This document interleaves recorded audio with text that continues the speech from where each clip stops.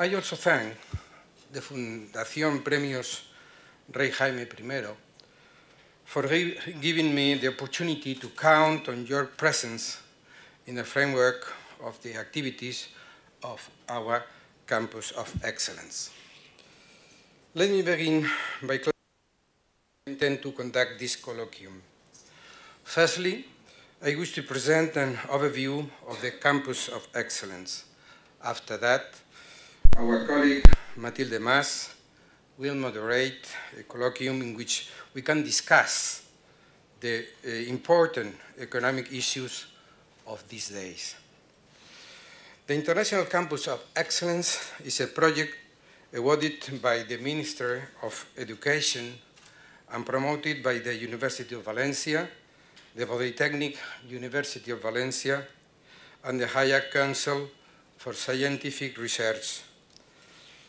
Its goal is to encourage international excellence in the metropolitan area of Valencia. The International Campus of Excellence has a number of research microclusters which identify emerging research groups and encourages cooperation between different disciplines. In total, we have 50 microclusters involving more than 1,500 research. The Faculty of Economics is actively involved in research activities of the Campus of Internal Excellence. Even our faculty is important for the Campus of Excellence, not only from a quantitative point of view, because it has more than 8,000 students and 400 researchers, but most of all from a qualitative perspective. Among the institutions in the field of economics in Spain, our faculty ranks second in terms of number of publications. In the Shanghai Index, we are in the second place among the Spanish universities in this field as well. As you will realize, in these circumstances, it's very difficult to summarize all the research lines of the researchers of this faculty. Let me therefore focus on some of those already offering important scientific results. I would just quote the most consolidated research lines. We have an important research groups in the field of international economics and economics integration, regional and urban economics, output measurement of service sector, social and economic behavior, macroeconomics, banking and finance, public finances, applied mathematics to social sciences, etc. Thus, having outlined as briefly as possible some of the investigation projects carried out by our researchers as part of the Campus of Internal Excellence, I would like to give the floor to Matilde Mas, the Professor Matilde Mas, so she may moderate the discussion. Matilde Mas, Mati. Okay, thank you, Vicente, Dean. Thank you very much, Professor Kydland, for accepting the invitation to be here with us today. And thank you to the foundation, the Rey Jaime I Foundation, for making it possible. Our gratitude, let me express our gratitude for your availability. I will start making a short biography of Professor Kydland and making a brief summary of his main contribution that awarded him the Nobel Prize. I know that probably it's not needed to make this presentation because he is very well known, but I will take just a few minutes as a way of opening the floor to the colloquium, which is the important part of this meeting. Professor Finn Kydland was born in December 1948 in Algard, Norway, and he worked together with Edward Prescott, the Nobel Prize in Economic Science in 2004, for two main contributions to dynamic macroeconomics. The first time is the well-known time consistency of economic policy, and the second one, the driving forces behind business cycles. Professor Kydland was educated at the Norwegian School of Economics and Business Administration, which is not like NHH, and Carnegie Mellon University in Pittsburgh, where he got his PhD in 1973, having Edward Prescott as his advisor. Kydland was an assistant professor of economics at NHH and taught at Carnegie Mellon from 1978 to 2004 before joining the faculty at the University of California, Santa Barbara in 2004. He also served as a consultant research associate to the Federal Reserve Bank of Dallas and Cleveland. Now let's go and try to summarize the two main contributions for what he won the Nobel Prize together with Professor Prescott. First one is the issue known as the time consistency, which is something which is crucial for economic policy, as not only the professor, but all the students know. I have seen some of them, of my students, and they know very well. They just have this time of questions in his exam a few weeks ago, so they know very well who you are and what are your main contributions. But let me summarize it. In his classic 1977 article, Kydland and Prescott pointed out that even governments that care deeply about their citizens often have time consistency problems. A government may decide, for example, in the interest of all its citizens, not to subsidize people's bank losses. The reason is that if people expect to be bailed out, when banks go broken, they will take more risky actions because they are not bearing the whole cost of the decision. So the government announces that it will not bail out people. However, when the banking system gets into trouble, the government decides that the optimal strategy is to bail people out. There is no danger of the bailout causing them to buy risky assets because they already have done it. This sounds familiar to us. It's true, and it was written in 1977. And here is the problem. The problem is that people figure out that the government has this time consistency problem. That means making a decision later than contradicts the earlier announced policy. And of course, people do not talk about the government in these terms, but they will try to estimate how likely it is that the government will cave into political pressure and change its policy. In short, unless they can make a binding commitment regarding future policies, even governments that care about their people will have this credibility problem. Kydland and Prescott modeled this problem mathematically. I must say that Professor Kydland is a I don't know which word to use it. I know that I went through your Nobel lecture, your biography, when you got the Nobel Prize, and you love math since the very beginning of your life. You are a math lover. So they modeled the problem that I have mentioned, the credibility problem, mathematically, and showed that it applies to many policy issues. For example, time inconsistency could explain why government had trouble ending inflation. Although law of zero inflation is an optimal long-run policy, a government that announces a monetary policy to achieve it will be tempted to increase the growth rate of the money supply so as to reduce unemployment. But this year, government will find itself in that position and may never take the necessary painful short-run measure to end inflation. Now, Kydland and Prescott answered to the problem of persistent high inflation was to make central banks follow rules that will prevent them from inflating. But many economists and most government officials want the central bank to have some flexibility. And this sounds familiar to us again. The solution is structure the incentives so that central banks will care about keeping inflation low, but will still have the power to deal with anticipated events. Now, Kenneth Rogoff, who is very well known now for his contribution together with Carmen Reinhardt, building on Kydland and Prescott framework, showed that this optimal balance between credibility and flexibility could be achieved in monetary policy were delegated to an independent central bank, and if the central bank were managed by someone more averse to inflation than the citizens in general. Now for the second field of research for which Kydland and Prescott were awarded with the Nobel Prize was the driving forces of business cycle. In 1992, Prescott and Kydland wrote a paper that fundamentally challenged the Keynesian view that changes in aggregated demand for goods and services drive the business cycle, giving rise to what it is known as real business cycle theory.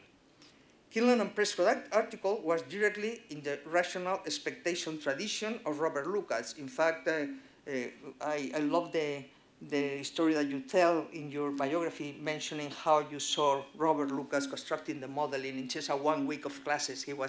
Robert Lucas was his professor, and he developed his very well model while teaching Professor Kydland.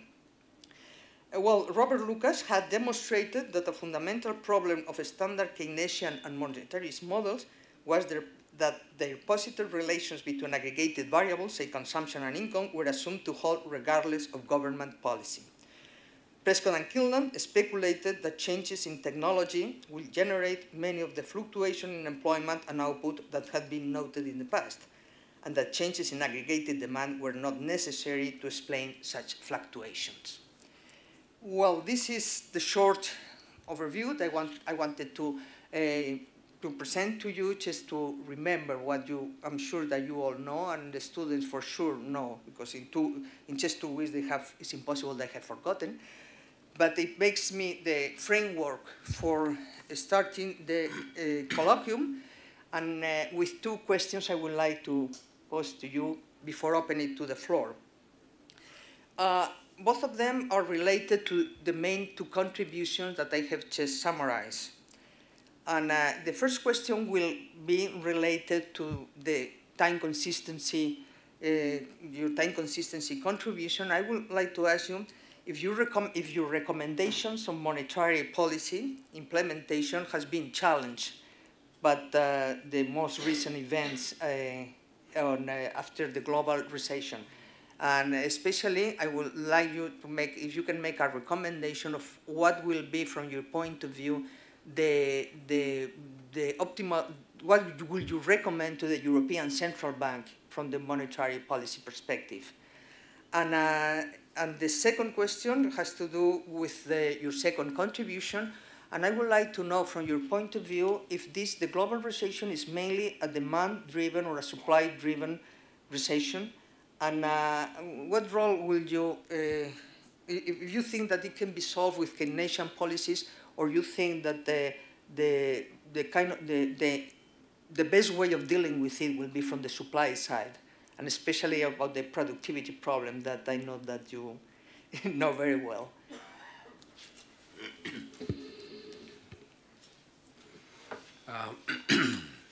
Yes, thank you very much. That's one of the best description of the time inconsistency problem I've ever heard. So that was very good.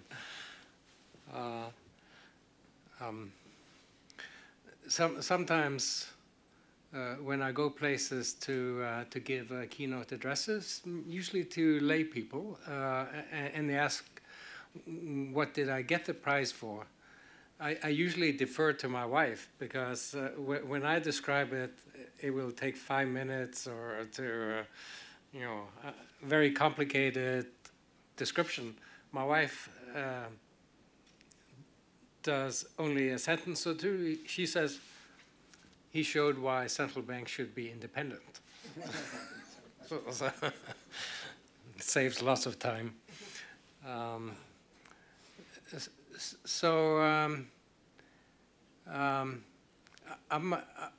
I am quite nervous about much of the monetary policy that has been conducted in recent years. Basically, there's little evidence that monetary policy makes a big difference to the real economy. It's very difficult to come up with credible model economies in which that's the case, except in emergency situations. If something big happens, like in 2008 in the United States, for example, the the financial crisis had the effect of reducing what we in undergraduate courses call the money multiplier. And so if the Fed hadn't taken any action, there was a danger of quite a deflationary environment. So they took the right action and injected more liquidity. The drop in the multiplier came from the usual two sources: an increase in the bank's holdings of reserves in relation to deposits, and an increase in the cash to deposit ratio, partly associated with greater nervousness about banks. So that's an example of something which would be reasonable for a bank to do. Now the central bank, that is. Now, more recently, there seems to be the belief that central banks purchasing lots of assets, bonds, mortgage-backed securities, and so on, would have an effect on the economy. That is not so clear. I know there's that belief, and I think the central banks themselves have a high opinion of their own power, but the evidence is lacking. And when you look at the United States, I haven't followed Europe as closely, although every now and then I look at some pictures that I will get back to eventually. The recession in Europe is unprecedented. In the United States is unprecedented in the post-war period. One of the graphs I like to do is one for real GDP per capita going back to 1947. And it's natural to do it on proportional scale. You take logs and then you draw a picture. And a straight line through that picture works amazingly well. There are ups and downs. That's what we call the business cycle. But by and large, the U.S. economy grew in the long run along a straight line, a constant growth rate, until 2007. So my straight line goes from 47 to 2007. Recessions tended, they could be fairly deep. 1982 was an example, but all of the recessions were the economy bounced back fairly quickly after the bottom of the recession. Then comes 2008, 2009, and there are two things that are astounding about that recession: the magnitude of the drop. Real GDP dropped 12% below this trend I was talking about, and it has shown no evidence of bouncing back. In fact, when you look at that picture, you see that real GDP has been diverging further and further from the old trend. Then the question is, the fact that it has risen at all, I guess, is what people take as evidence that the so-called quantitative easing is working. You could also make the case that it's because of the quantitative easing and the nervousness about what's going to happen in the future when that stops, that's what has caused nervousness about the U.S. economy and has kept it from growing faster. I mean, that wouldn't be a reasonable argument. Sometimes I'm jealous of, in one case, I'm jealous of my co-winner for coming up with a great quote in the New York Times. He was asked what he thought of the Fed's large purchases of government debt, and he said there's no evidence that these purchases of government bonds or bonds in general have any effect on employment and real output any more than a rain dance would have in producing rain. That's probably an overstatement, but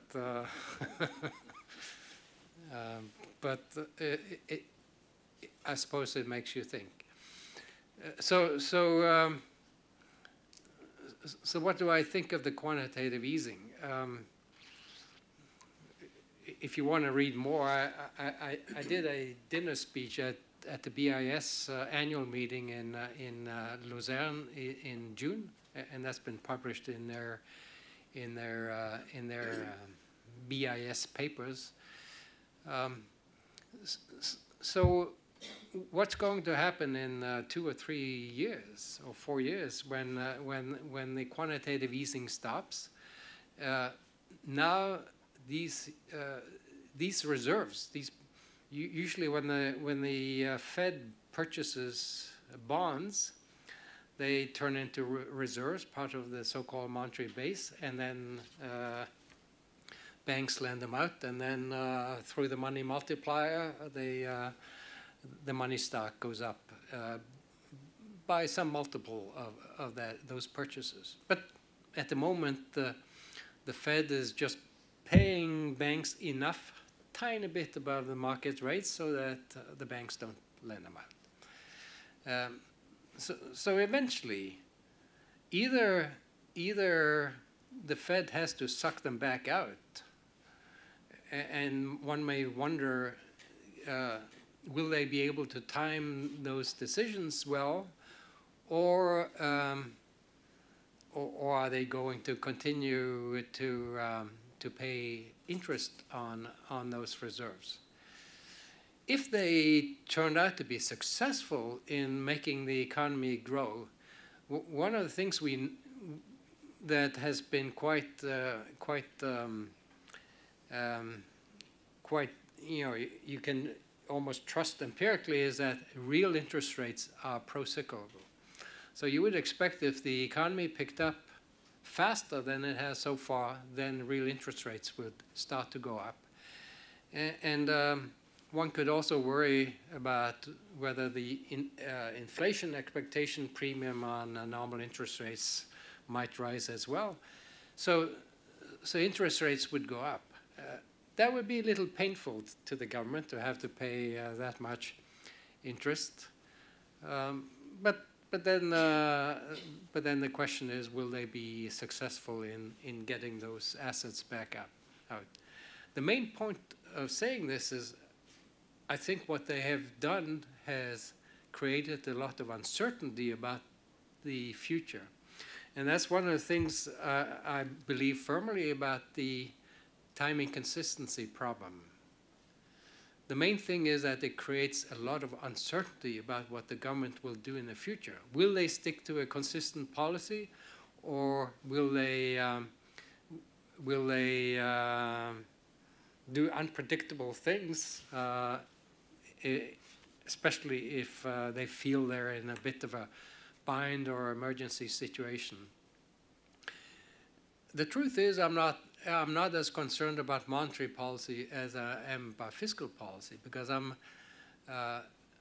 the evidence is that fiscal policy is much more important for long-run growth than is monetary policy.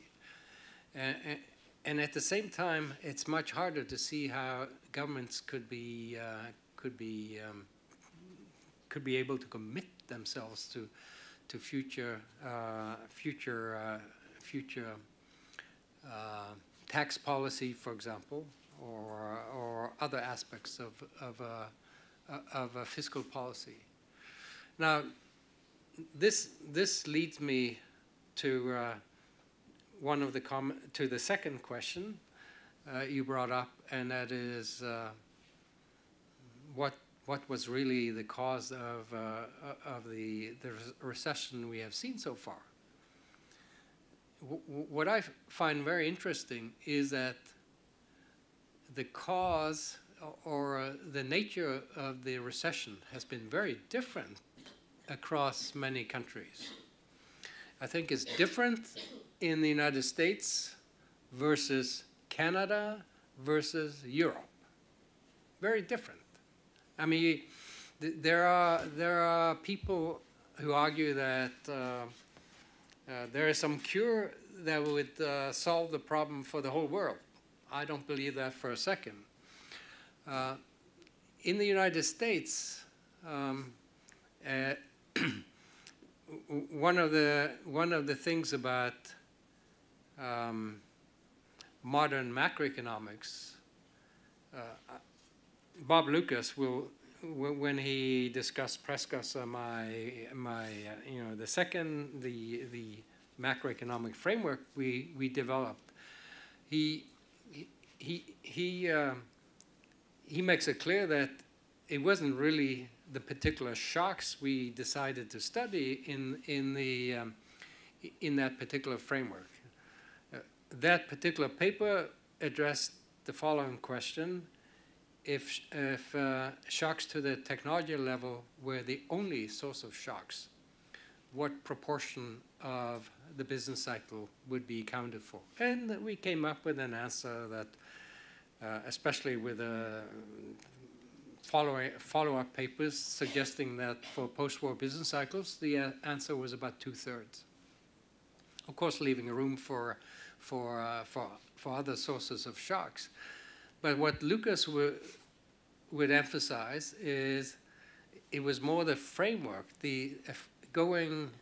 departing from the old macroeconomic framework, which consisted of a system of equations, consumption function, investment function, so on, which, by the way, Lucas had done a great job in discrediting through his econometric policy evaluation paper around 1973, showing that those equations would not be invariant to policy changes, and then what good would they be for policy analysis? And so what Prescott and I did was we put people in the models. These days, in my little compact laptop, there are several models, each containing millions of people and thousands of businesses, and they solve dynamic decision problems. When I start a course in undergraduate, intermediate, macro, I always say everything that's interesting in macro is dynamic. It's forward-looking, and that's an area where many textbooks fail. So we have individuals solving dynamic utility maximization problems, businesses solving profit maximization problems, and they're put all together in a competitive equilibrium. By the way, for that reason, I have never used the term rational expectations, because rational expectations, that term, in my opinion, was used by the system of equations people as a way to describing the equilibrium when the economy is described by a system of equations. But in our framework, Prescott's and my framework, there's a competitive equilibrium. There's no need to discuss a separate term called rational expectations. Also, Lucas liked the fact, other aspects of what we did, namely calibrating the economy. In other words, you ask the economy to ask your model economy to answer some question. the answer will be more reliable if that model economy gives the right answer to questions whose answer you already know. And so, for example, a business cycle model, it could be calibrated to so that it has the right long-run properties that we see in the data. Most of the calibration consists of working backwards from relations you see long-run data via first-order conditions for optimum or for equilibrium to parameter values. Now, so an implication of all of this is that what agents think about the future, perhaps many years in the future, in particular about the policy environment in the future, can have important implications for the decisions made today. Now, I'm not sure that much work had been done to indicate how important that is, that future-looking aspect of economies. Carlos Sarasaga and I decided, Carlos Sarasaga is an Argentine economist with whom I work quite a bit. I've been interested in Argentina. He's from Argentina, and we have written papers about Argentina. By the way, one of the worst examples of the time inconsistency problem, because the Argentine central bank, they're as dependent, or the lack of independence is as great as you can imagine. One of the things you tend to see in a central bank characterized by a lot of independence from political pressure is that the governor tends to sit for a long time. In the United States, the governor is elected for 12 years, spanning much more than one generation of the central administration. And so, if you go back 60 years in U.S. history, only 6 heads of the central bank. The newly elected one, Janet Yellen, number 7. I once went back to, in Argentina, I went back to 1945, counted all the heads of the central bank until now. A period of 67 or 68 years. Guess how many? 20? Very good. 54. 54 heads. So on average, they sat for 1.25 years. In one especially tumultuous year, 2002, the head changed 3 times in 1 year. And if you follow the news, I tend to read. I don't read news much, but I do like to follow what goes on in Argentina, because it's just unbelievable how a government can screw up completely and succumb to the time inconsistency disease.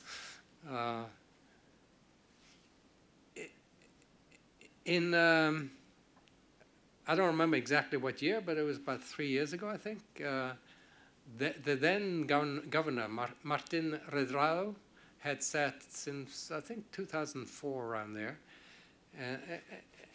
And it looked like he was in the office to stay, but then Cristina Kirchner decided she wanted her hands on the reserves of the central bank. And so the governor refused, out he went. And so replaced by a new governor. And she got her hands on the reserves. But back to the United States. So what Carlos and I decided to do was to see how important this forward-lookingness could be to current decisions. So we did a model exercise which we motivated loosely by the United States starting around 2008. Now in 2008, suddenly there was a lot of discussion about the potential unsustainability of the government budget. There had been such a discussion long before. I had a PhD student in the mid to late 90s, Kjetil Storesletten, who has become quite prominent. He a student of mine at Carnegie Mellon. He was motivated by dire predictions about the government budget already back then.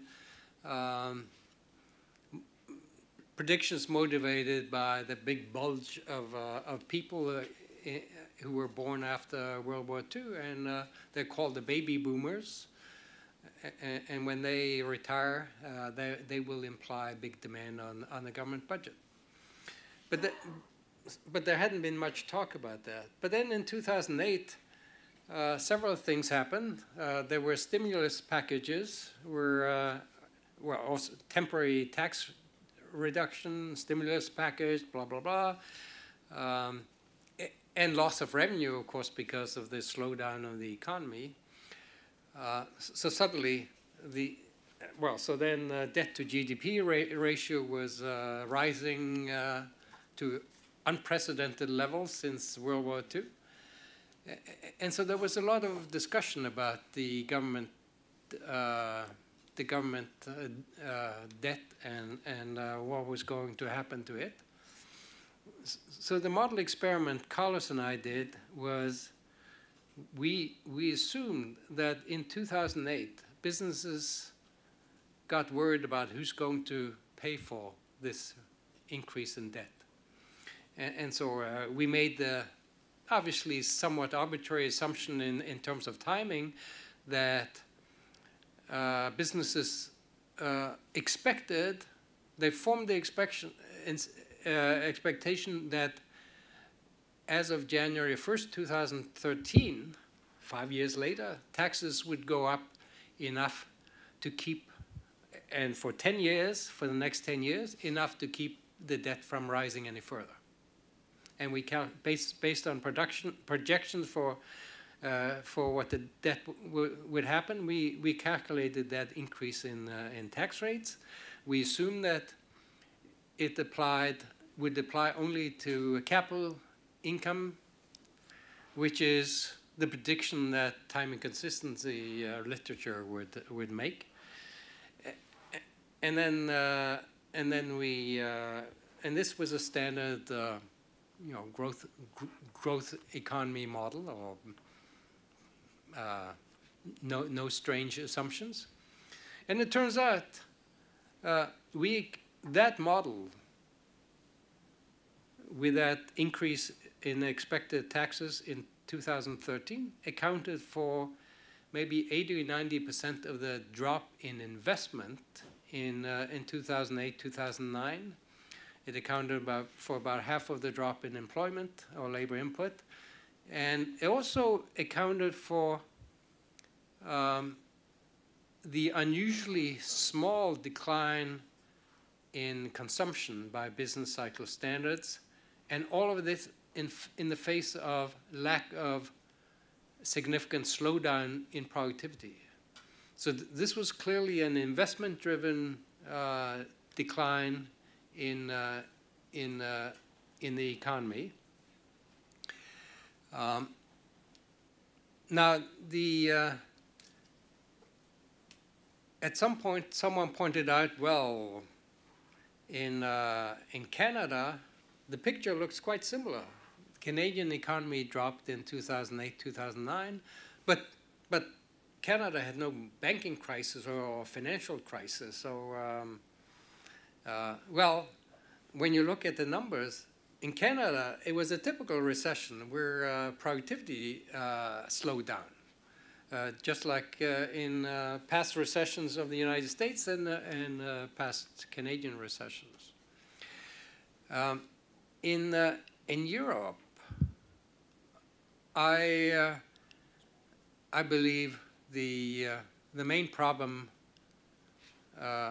is also very different across countries. Well, first of all, I think it's different in Europe compared to the United States. And I think it's different in some countries of the Eurozone or European Union than in other countries. I'm a Norwegian. In Norway, that doesn't seem to have been much of an issue. Norway is an example, by the way, where central bankers claim they have understood or politicians, they've understood this time and consistency issue, and they are a central bank, and they do carry out a consistent, transparent monetary policy.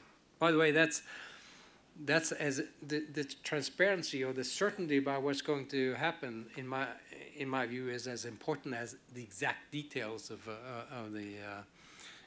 the monetary policy being carried out. So anyway, out of curiosity about what it was that happened for example, in Italy, Spain, and Portugal, and maybe Ireland, and some other countries, I looked at what has happened to productivity in those countries. Now, choosing those 4 countries to look at, you could say that was motivated by what happened after the Greece crisis, because then these 4 countries were exactly the ones that occasionally were mentioned as potential future problem countries. Now, to me, Ireland is the greatest example of the importance of a consistent fiscal policy, because they decided in the early 90s to make future tax policy completely certain. They said, whether you're foreign companies or domestic, if you set up shop in Ireland, this will be your tax rate in 1992, 93, so on, all the way to 2009. That was their commitment, and I guess Ireland didn't have any history of trying to trick people, so this seemed to be credible. And I like to show the picture of a bunch of European countries. Typically, there's a cluster of, say, 4 countries that have done quite well in the post-war period. Let's say Germany, United Kingdom, France, and Austria, to take 4. And then below them, let's say 4 countries that were consistently below: Italy, Spain, Portugal, and I forget the 4th country. And Ireland, of course, until 1990. And then in the 90s, in 10 years, even though they started well below these top countries, Ireland shot ahead of all of these 4 top countries. Just unbelievable.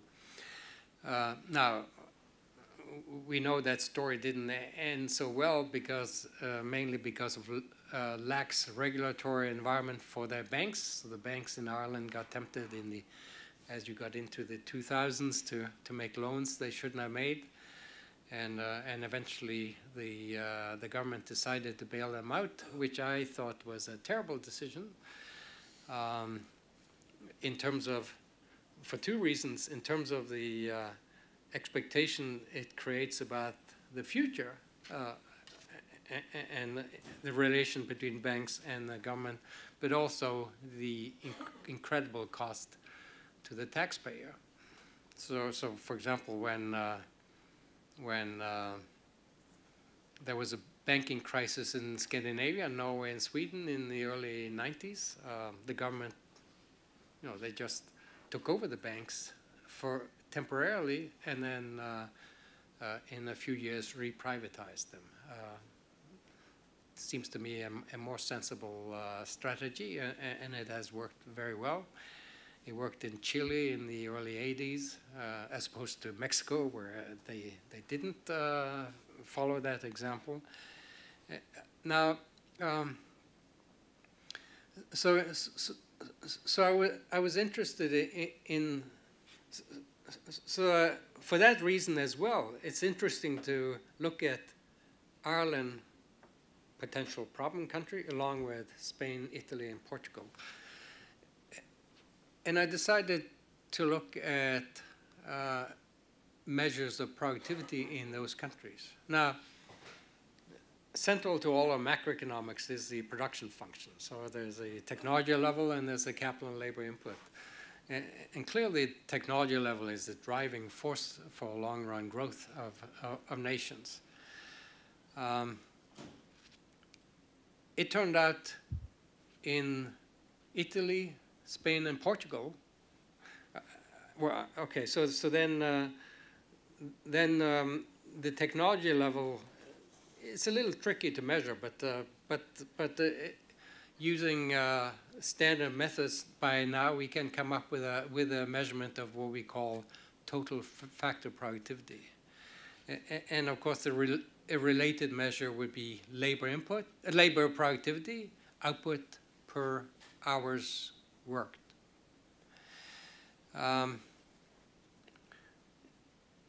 Both of those variables showed a fairly similar and shocking pattern for both Italy, Spain, and Portugal.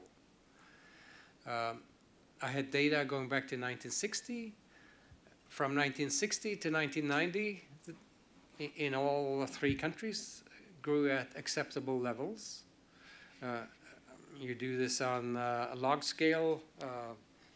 A straight line doesn't fit that well, but by and large, it's a fairly good, crude description of those 30 years.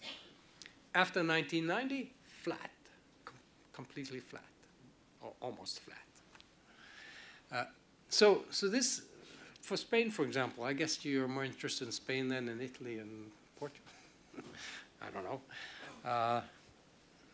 In Spain, for example, so this flatness started well before you joined the euro, for example. And so in 2008, there was all this talk about potential euro crisis, and that's a big problem, and blah, blah, blah.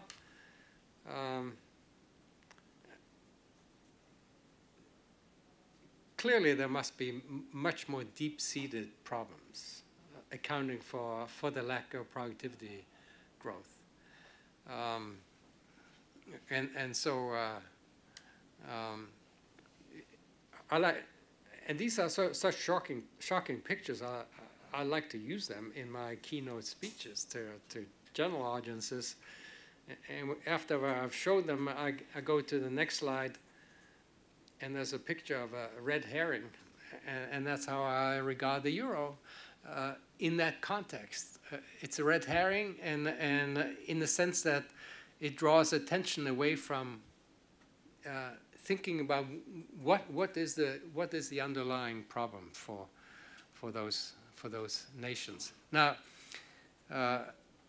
for Ireland, the fourth potential problem country, for Ireland, it's true that productivity slowed down also, but productivity had really surged ahead in the 90s, and so in the productivity slowdown in Ireland started more like 2005, right, rather than in 1990, and now for the total factor of productivity, the plots are indices, so you can't really compare them across countries. But for labor productivity, you can compare the countries. It's output in constant dollar purchasing power parity adjusted, divided by hours of work. In Ireland, even after the slowdown in the past 6 or 7 years, labor productivity is still 40 or 50% higher than in Spain, Italy, and Portugal. So I don't really believe that Ireland is a problem country. If they continue to maintain consistent policies, which there's every indication they are, then they should be in good shape in the long run.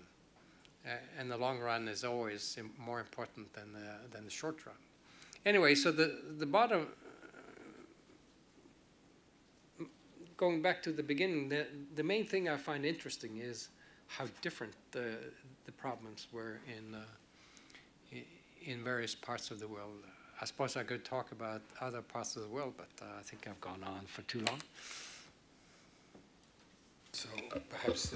Yeah, okay. Thank you very much, Professor Kydland. And it's dangerous to get me going. My wife says once I get going, I always talk too much. So.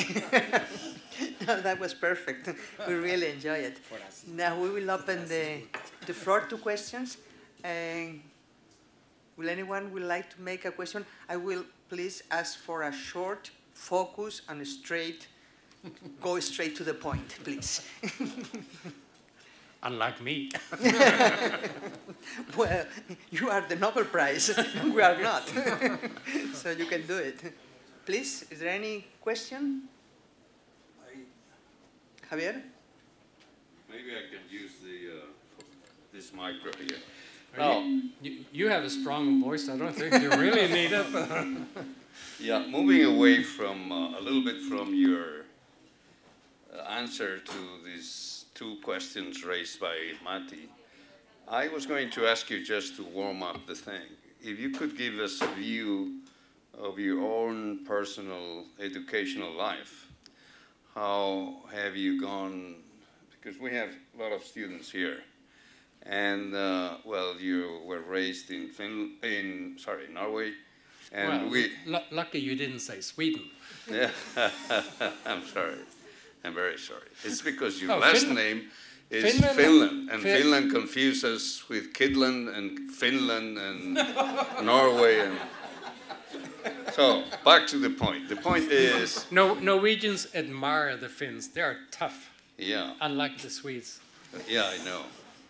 But anyway, the point is how, if you have a picture of your own excellence, educational career, and so on, what advice can we give students on how to pursue your long-term educational career? You grew up in a farm, I think, and then you ended up in a great university, and so to give a view of the importance of education on your long-term abilities, and so we can get some personal advice on that point. And then, if Mati, this is more a different type of question, but I wanted to raise it because I think it's nice to see other experiences. So.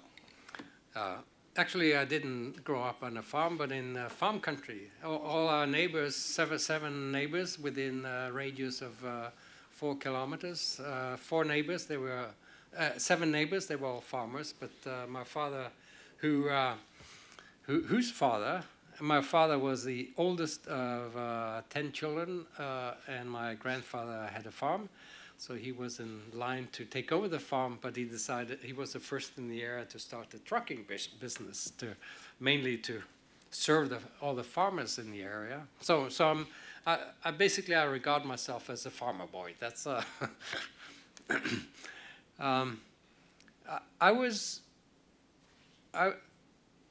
regard myself as being quite lucky, in many instances where I could have made different decisions, but certain things were quite basic. First of all,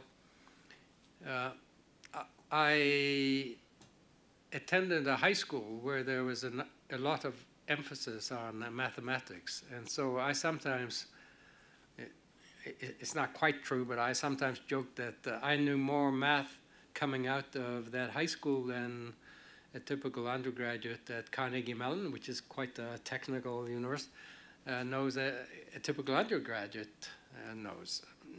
I mean, that's, and it is true that many of them seem to know less than. But more importantly, in college, I went to the Norwegian School of Economics, thinking I would get an education so that I would end up as eventually as a business manager or director and make millions of dollars. A mentor intervened So I took a course in the spring of my second year. It was kind of a seminar course where we read actual articles from journals like Management Science, Operations Research, and so on.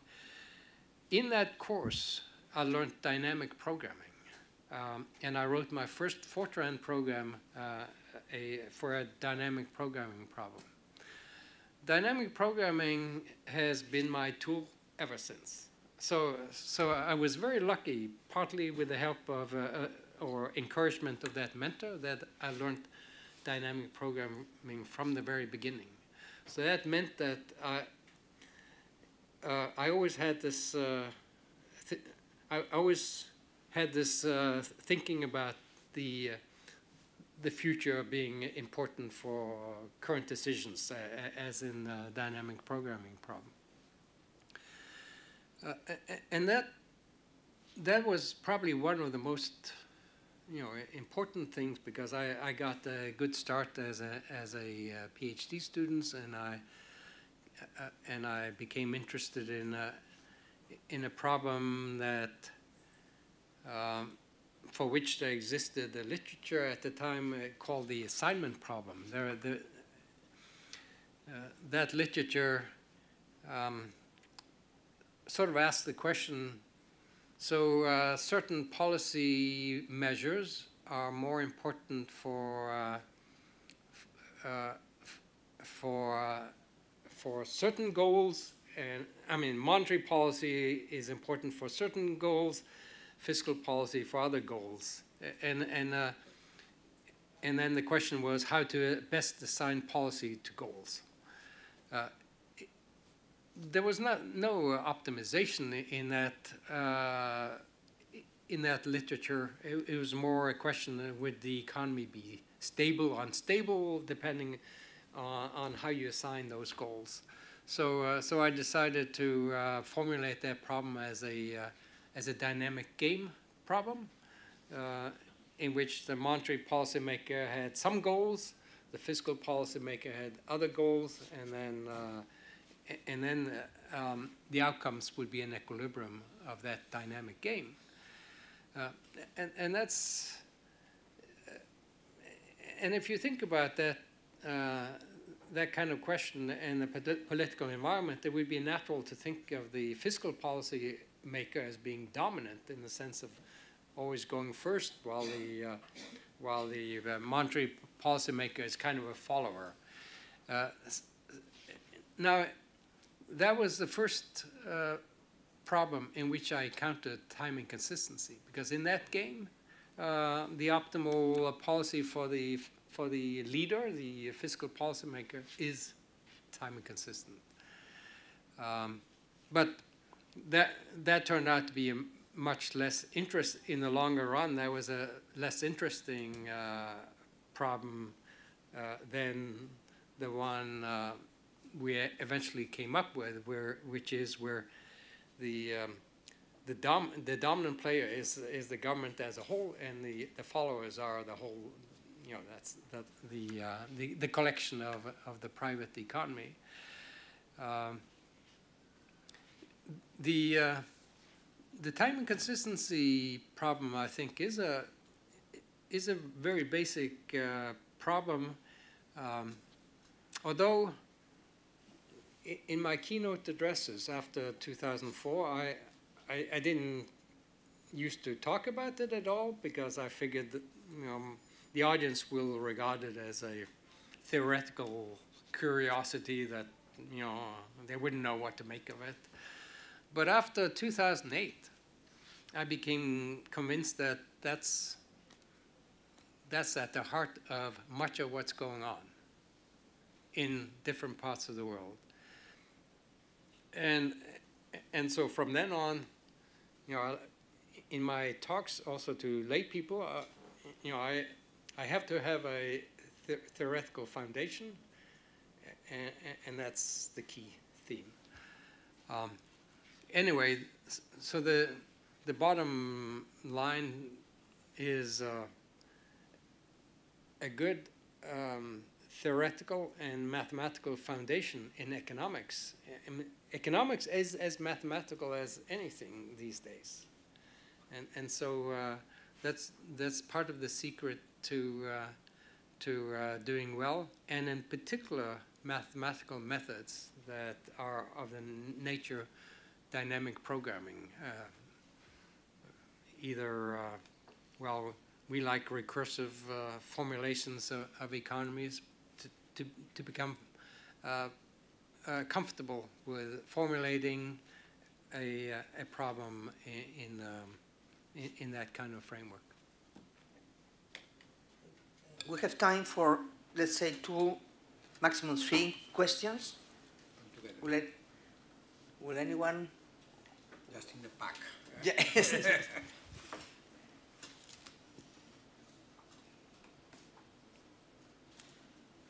Well, if there is no question, I will do one in line with what Javier.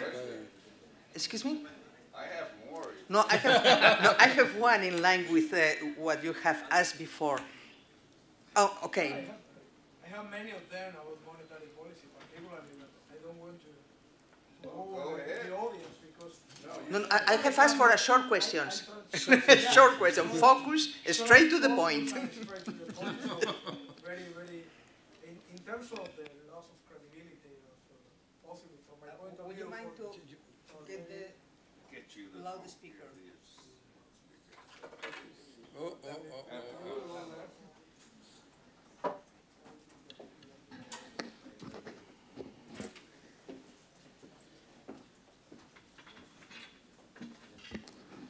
So a couple of questions. So the first one is about, I think, the timing consistency. Obviously, I fully agree your wife with that's the explanation for why the government should not take responsibility on monetary policy.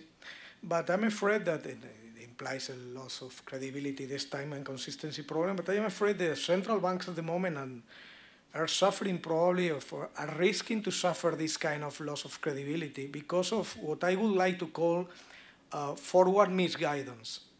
I know the name is forward guidance, but I'm afraid I fully agree about quantitative easing, but I think this is an additional problem because they are providing the markets with several guides that they immediately change.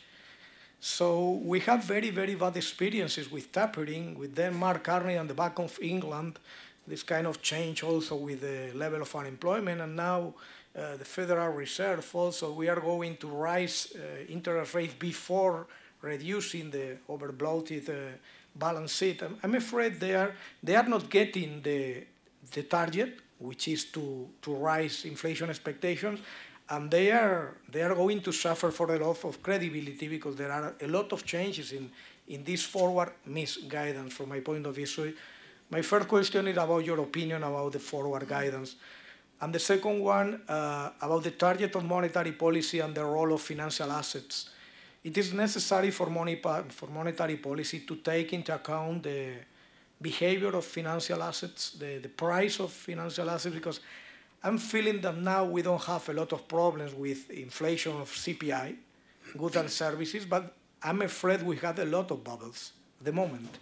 We don't have to wait for a couple of years' time. I think there are bubbles in the financial markets at the moment, and I'm afraid we are not taking into account again this problem with too low for too long interest rate. Maybe I'm too pessimistic, and I would like to know your point of view that maybe is more optimistic. I don't know. Thank you. Well, I'm about as pessimistic as you are.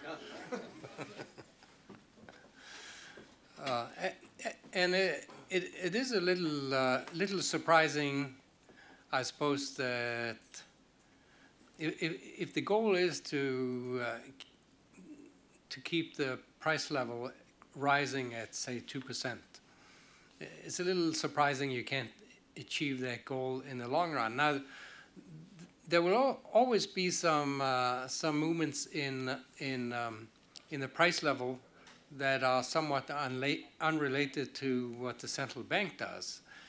And so you can't really expect to keep the price level growing at 2% quarter by quarter by quarter, but to stay away from that target for very long, you would suspect that the central bank could have done better.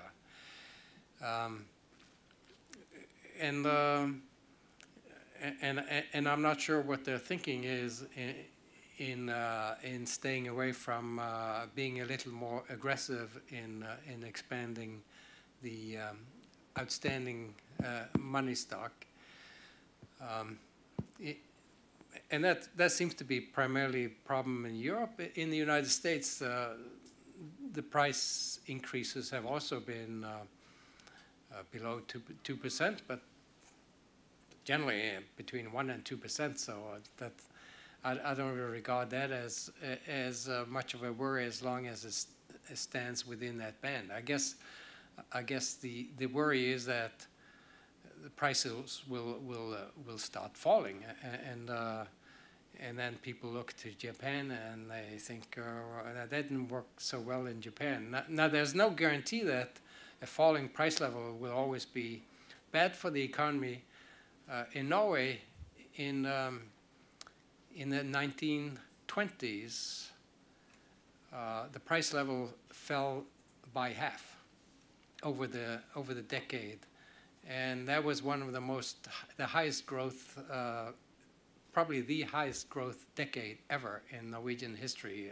The real economy grew by 5 or 6% a year. So, but there was probably a fairly special situation that we won't expect to see in Europe as a whole. But the main thing is what I said already. I think there's a lot of uncertainty about what the ECB will do and about the Fed in the United States will do in the next 3 or 4 years. Uncertainty about future policy is always damaging. I mean, whether it's monetary and fiscal policy, but I don't really think that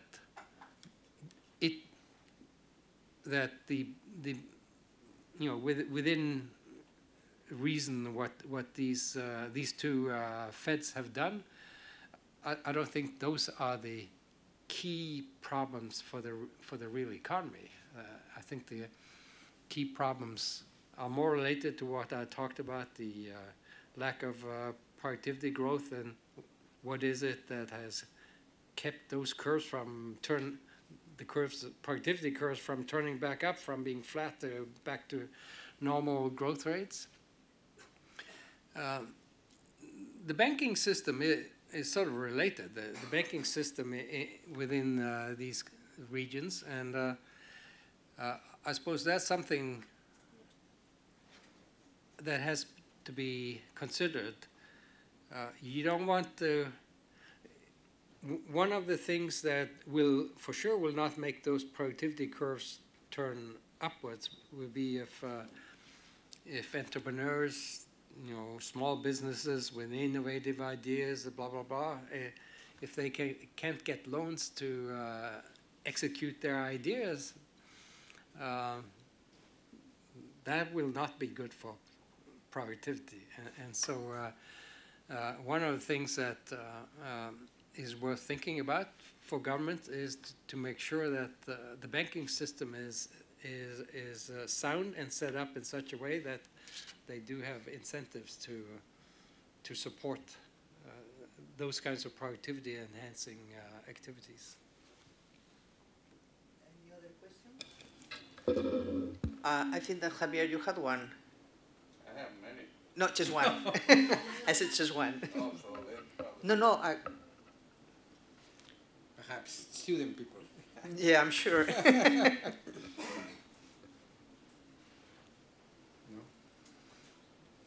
No one?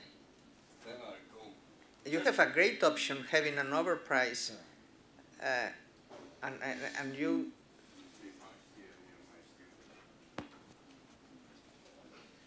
Sorry. Now, you mentioned this red herring stuff, which I think for you, maybe you, oh, hi. You should know a red herring is in Spanish un señuelo. That's quite slang, I guess. he mentioned that, or you mentioned that the euro was like a red herring in this case, so that the Europeans were concentrating our attention on this common currency.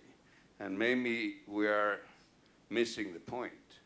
And I wanted you to elaborate, because most of the economists in Europe think that we are under maybe the first period in which the common currency had some benefits for the first 10 years, but we now blame most of it on the euro and so on. And you said the euro is just something that is distracting our attention from the important points. You mentioned productivity. And my question was, is ways of enhancing productivity that you would elaborate on human capital? Because this country produces a lot of high educated people now. We don't have jobs for them. So how do you see this problem of maybe from the supply side increasing human capital, but then apparently the labor market is not picking up and benefiting from this investment? So that was my point. How should we move further into more to focus on what you consider the real issues? Thank you. Well, part of it is that I have not studied these countries. So one of the things I like to do as a researcher is to discover anomalies, puzzles whose solution is not immediately obvious within our current framework. And I admit that's about as far as I've gotten on the productivity anomaly. I mentioned the anomaly so at the Dallas Fed, there's I already mentioned Carlos Arzaga, with whom I've worked quite a bit. There's a Spanish economist also there, Enrique Martinez, who's from near Alicante. And so I mentioned this, I showed these pictures to him, and he was as flabbergasted as I was, and he said, I'll get back to you about what's the reason for this. He has yet to do so.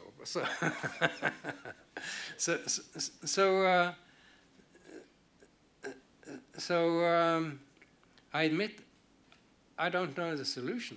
I would love to know the solution, and the point is that someone should work on this. I mean, that you shouldn't be distracted by thinking about the euro and blah blah blah. Given this problem started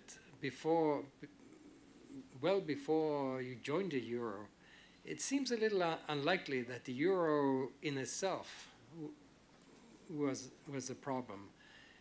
And if it is a problem, what is the propagation mechanism from a euro problem to lack of productivity growth?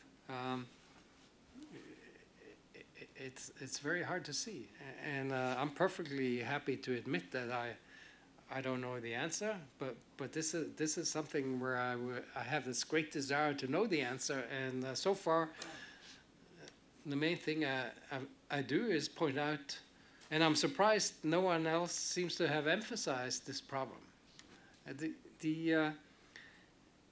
For these curves to continue flat when they could have been up there on that straight line, it's very sad for a country, I would say, and so that should be the focus. Okay, if there's any other question, I think that the time is over, and we don't want to abuse of Professor Kydland. He has been very busy in Valencia, and well, thank you for being here. Well, thank you very much for this.